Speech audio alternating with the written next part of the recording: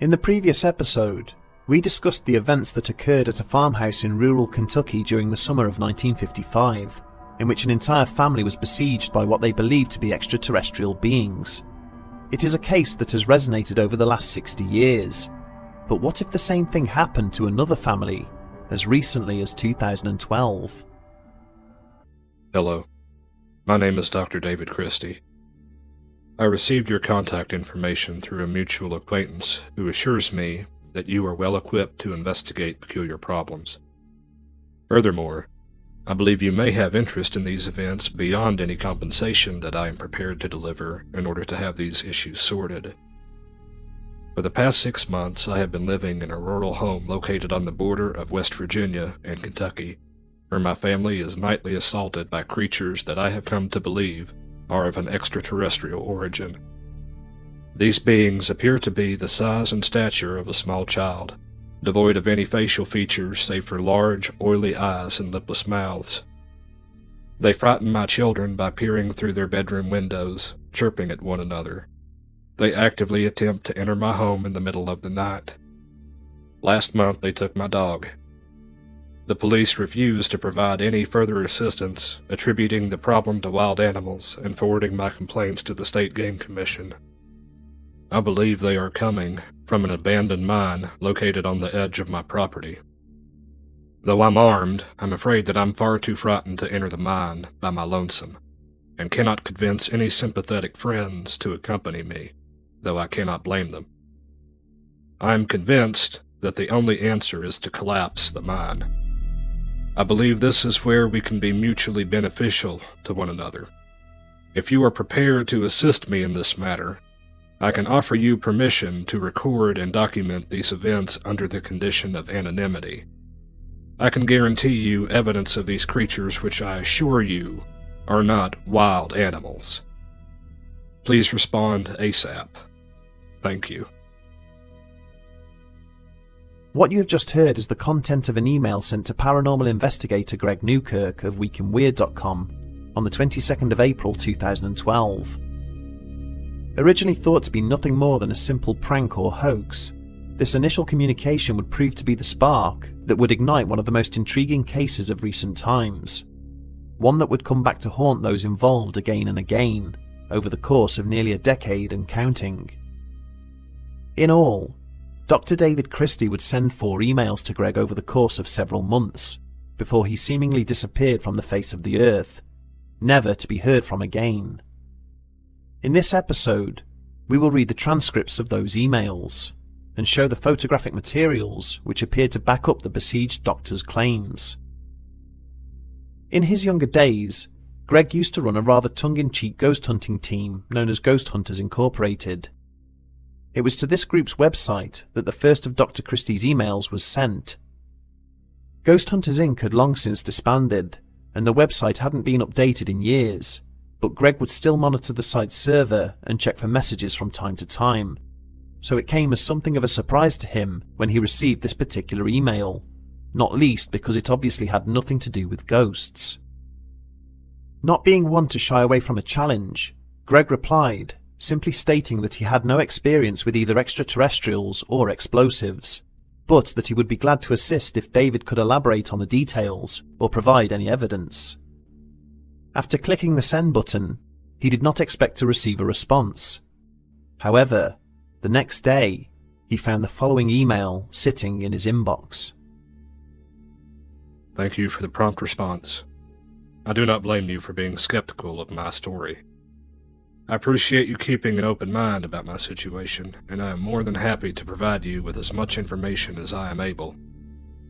I was given your contact information through a man by the name of Terry Wrist. When these disturbances first began occurring, I was only inclined to confide in a personal friend who I knew had fringe interests. He offered to share my concerns with a man that had dealt with somewhat similar experiences in previous years. I accepted his offer.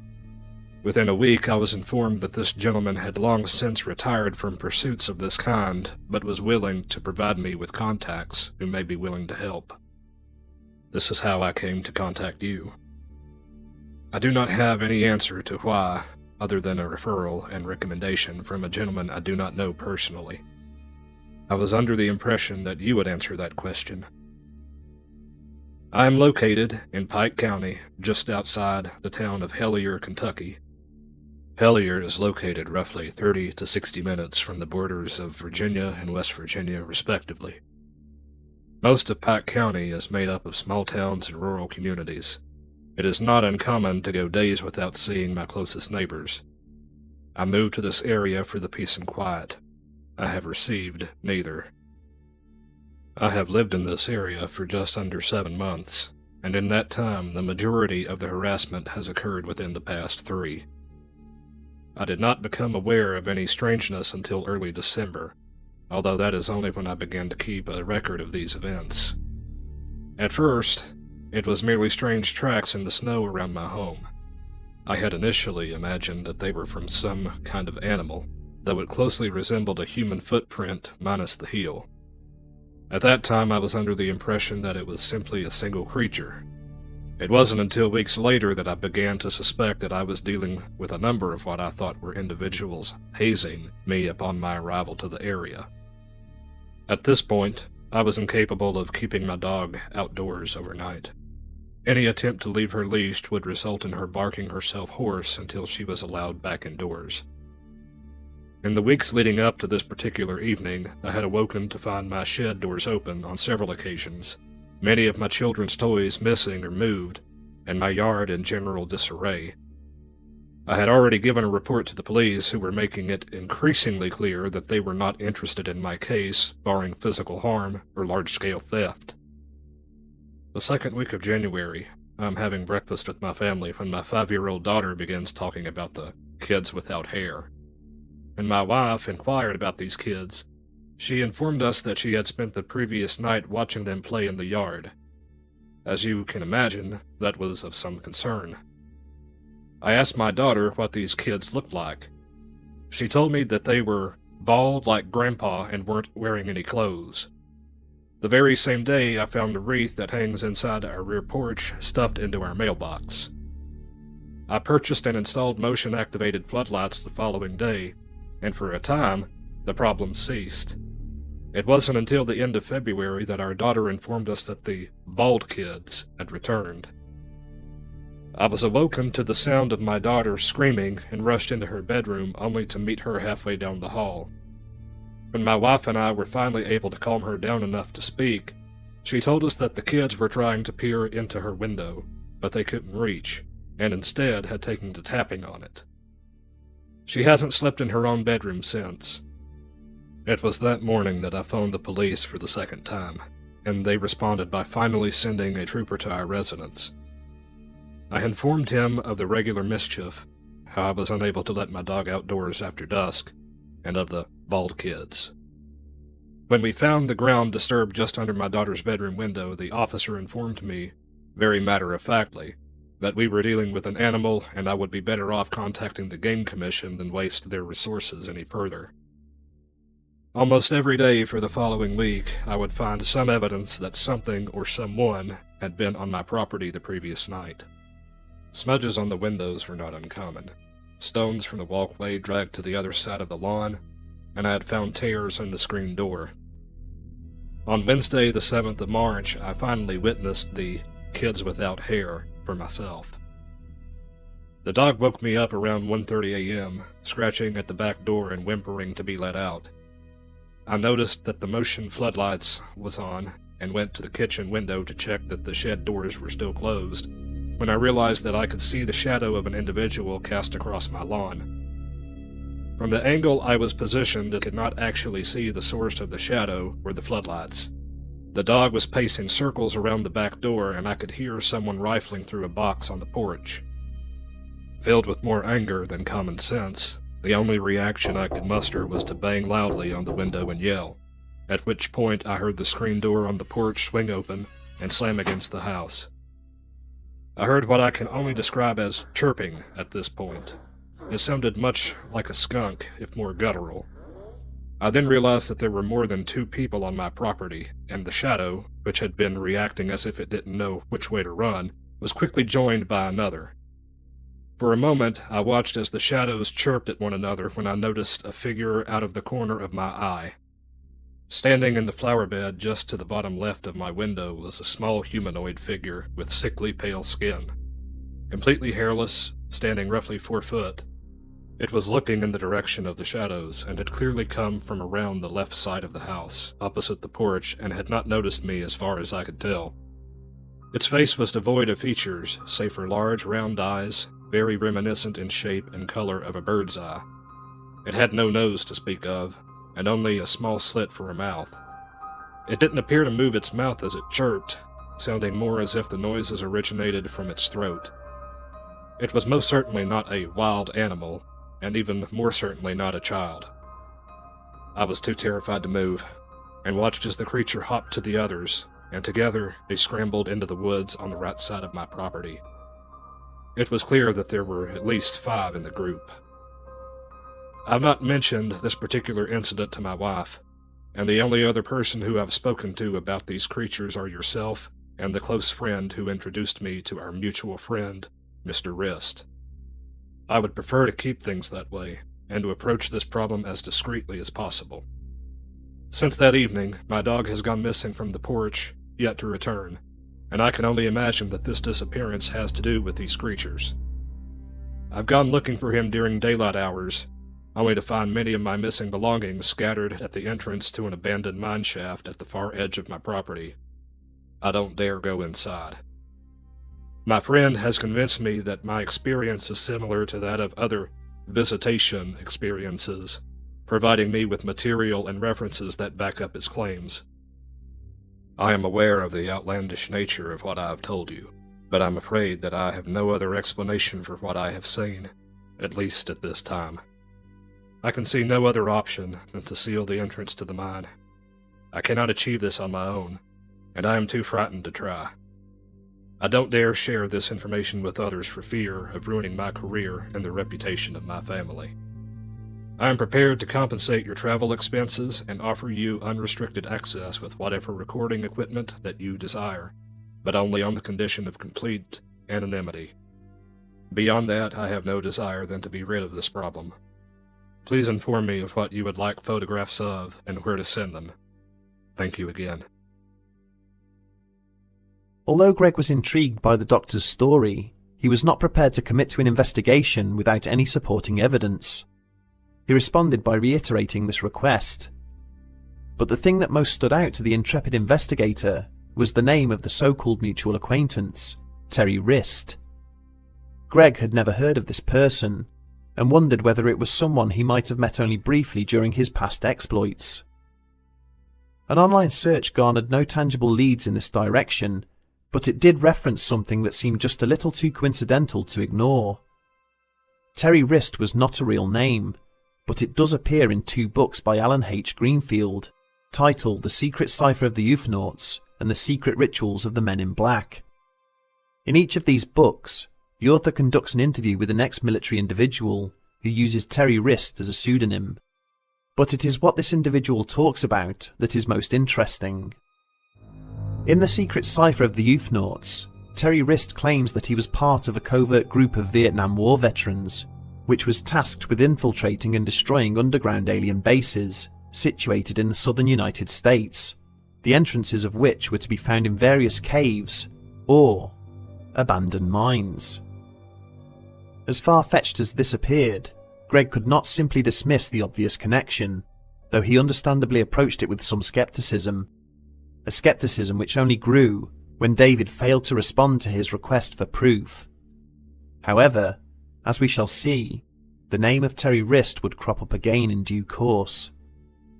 In the meantime, the lack of any further emails from Dr. Christie was seen as suspicious, and just as Greg was beginning to write the whole thing off as a brief but intriguing hoax, another message appeared in his inbox. My apologies for the time it has taken me to reply to your previous email. The situation at my home had become unbearable, and we chose to stay with my wife's family out of state until an appropriate solution can be reached. I am at my wit's end. This afternoon, my brother-in-law and I traveled back to the house for the first time in over a month, as I needed to check on the security of my property and gather some belongings. The house seems relatively untouched, leading me to believe that the creature's motives were driven by the presence of my family. As you requested, I brought a camera back to the property for the purpose of photographic evidence. While my home was free of tampering, I was able to find a trail of prints that matched the size and shape of those previously left by the creatures on my property. The prints lead into the woods behind my home, following a stream that runs near the mine. My brother-in-law, an avid sportsman, cannot identify the tracks despite his skepticism. Perhaps you know of someone better suited to identify these prints. I will be spending the next 2 nights in my home, and will send you more images should the opportunity present itself. I am looking forward to your thoughts. Attached to this email was a series of photographs depicting a strange set of footprints left in the mud, which Greg did not recognize. He was not an outdoorsman, but still carried out his due diligence and sent the images to a number of people who were better qualified to identify them. No one had an answer as to what kind of animal could have made them. And what was interesting about these prints was that they exhibited dermal ridges.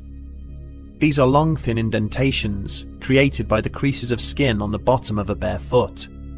They are considered amongst experts to be as unique as fingerprints and are extremely difficult to fake.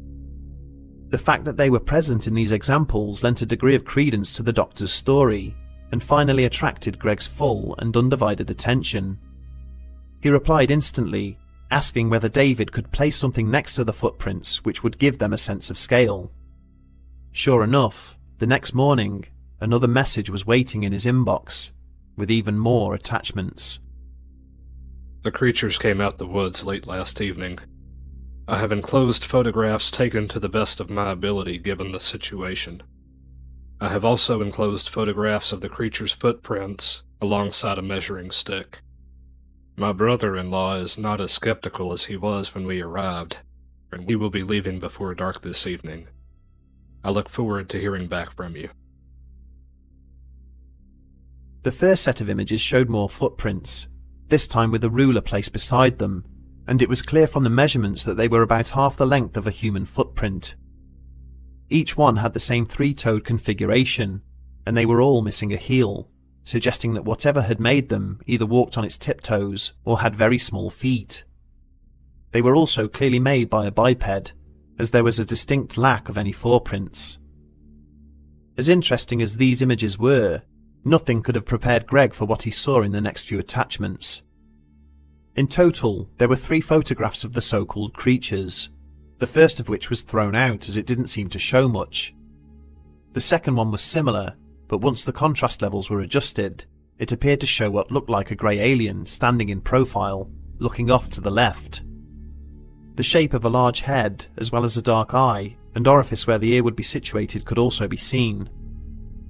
The third and final image was a lot clearer, and seemed to depict a humanoid creature of some kind, peeping out from behind a tree.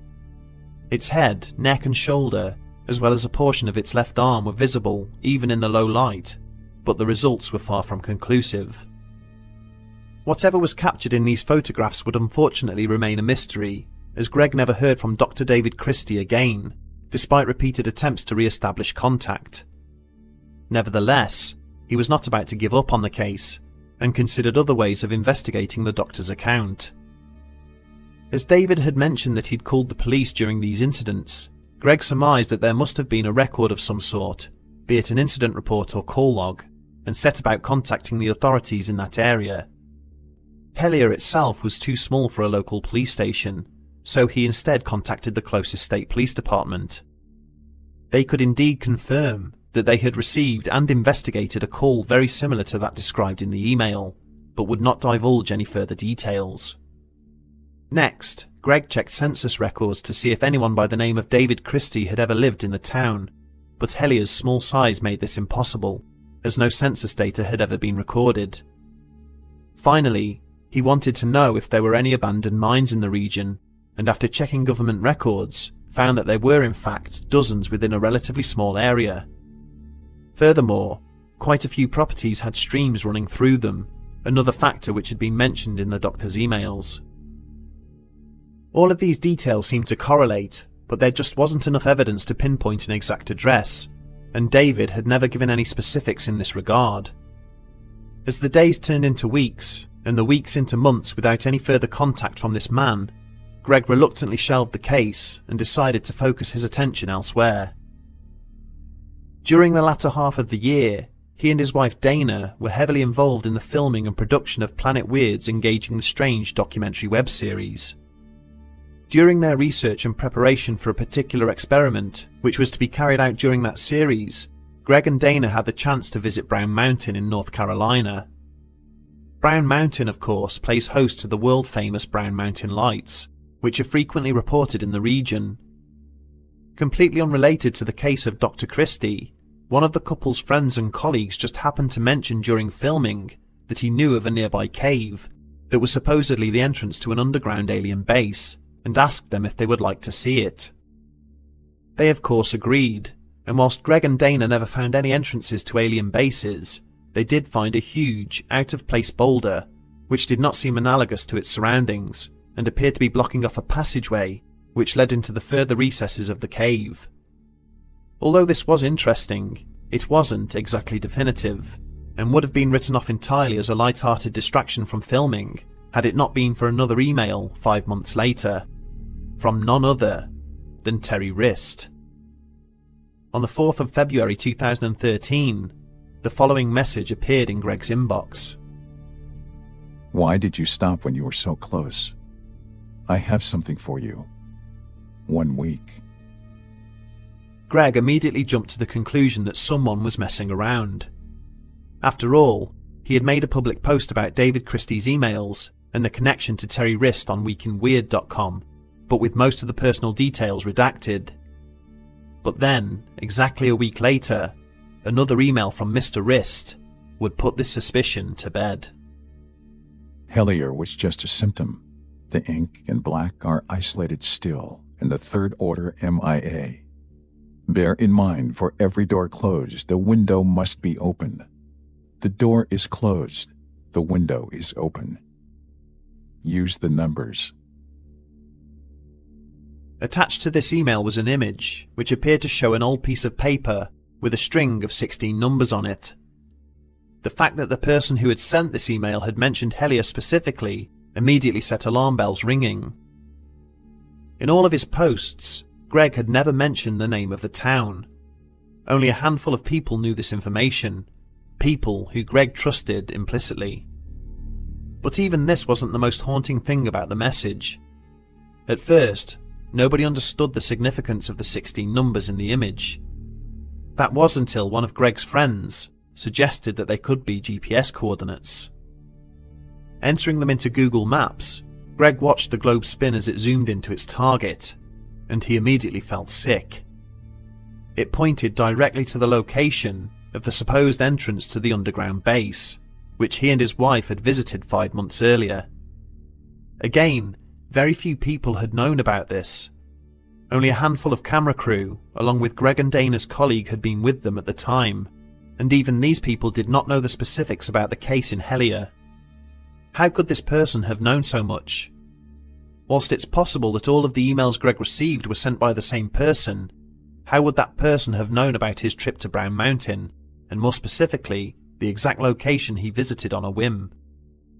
Something about this communication just didn't add up. For good reason, Greg and his wife felt extremely unsettled by its potential connotations.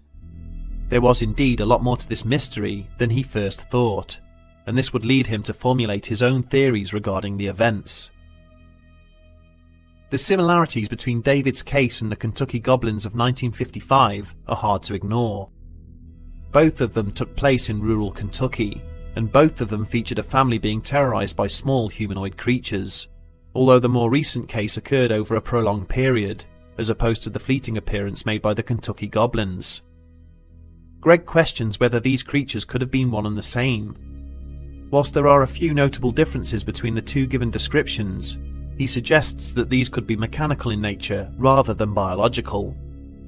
For instance, what the Suttons thought were large ears on the so-called goblins might actually have been part of a helmet or headset, which could be removed. Kentucky itself is saturated with old coal mines and cave systems, as are many of the states in close proximity to the hills and mountains which run off the Appalachian Trail. Oddly enough, sightings of strange creatures resembling those seen in both these cases are not uncommon, and have given rise to a local legend alluding to the Little White Men of Kentucky. One such sighting occurred in 1990. A 14-year-old boy named Donald Patton was playing on his family's property, situated in eastern Kentucky. He had spent the afternoon throwing rocks in the midst of a boulder field, located on a slight hill at the rear of the acreage. There were also a couple of outbuildings nearby, and the land was surrounded by a wooden fence. Usually, his cousin Eric would have joined him, but on that day, he was there alone.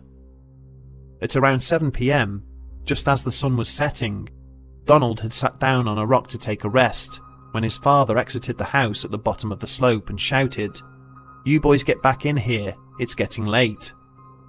Donald immediately started to walk down the hill towards the house, but his father continued to shout, "Eric, get down here." Confused by this, Donald queried why his dad was calling out to his cousin, explaining that he had been playing up on the hill alone. "Then who were the two people standing behind you?" his father had asked. Later on, he would tell his son that as he'd left the house, he had seen two small, strange-looking children standing right behind him. They were around 3.5 to 4 feet tall, and they were dressed completely in white.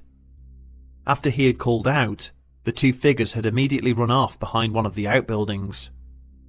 "They were standing there, looking right down your shirt collar," he had told his son. With many other accounts involving similar creatures, Greg wonders if the Kentucky Goblins incident of 1955 might have been the beginning of this alleged phenomenon. He postulates that an extraterrestrial craft may have crashed here on Earth, and that its occupants then took refuge in the caves and abandoned mines that dot the Kentucky landscape, and that they still reside there to this day. What's interesting about this is that there was an abandoned mine not far from the Sutton residence. Could this have been where the so-called goblins disappeared to? There is also the theory that these creatures may have been here for much longer, and may actually be terrestrial rather than extraterrestrial. Elsewhere, in the southern states of the US, the Hopi Native American tribe spoke of the Ant People, a race of humanoid creatures who lived in huge caves underground. Their drawings of these entities very much resemble the typical grey alien of UFO lore. So what are we to make of the email sent by Dr. David Christie?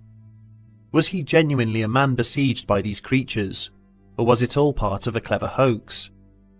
Unfortunately, much like the Kentucky Goblins case, as there is very little in the way of proof, opinion will remain divided. Greg never heard from him, or for that matter the person claiming to be Terry Wrist, ever again, and it has been 4 years since the last communication referencing the case. In 2019, Planet Weird produced a 5-part documentary titled Hellier, which chronicled Greg and Dana's efforts to track down either the property where this apparently took place, or Dr. David Christie himself. This documentary is available to watch on YouTube, and is linked in the description. The possibility of the whole thing being a hoax was very nearly confirmed during this series. At one point, the investigative team realised that they might be able to find the doctor's physical address by tracking the IP linked to his messages. Using this procedure, they discovered that the emails originated not from Hellier, Kentucky, as one might expect, but from Ajax in Ontario, Canada. However, it is quite possible, and even rather likely, that Dr. Christie was using a VPN, which would have masked his personal details. We must also point out a discrepancy in the messages themselves, and that is that Dr. Christie's dog seemed to change gender. In the second email it was referred to early on as female, and then later it had suddenly changed to male. However, David never quantifies exactly how many dogs he owns. It could be that he had more than one. When all is said and done, it is difficult to deny that the emails are intriguing, as well as the photographs that were sent along with them. They may or may not show inhuman creatures lurking in the woods after dark in a backwater of Kentucky, but either way, they certainly work to fire the imagination and leave us asking, what if? If there was such a person as David Christie, And if he truly was terrorized by these beings, we can only hope that he was elsewhere able to find the peace and quiet for which he had originally moved to Hellier. And if you ever go walking in the backwoods of Kentucky, make sure you stay away from any abandoned mines.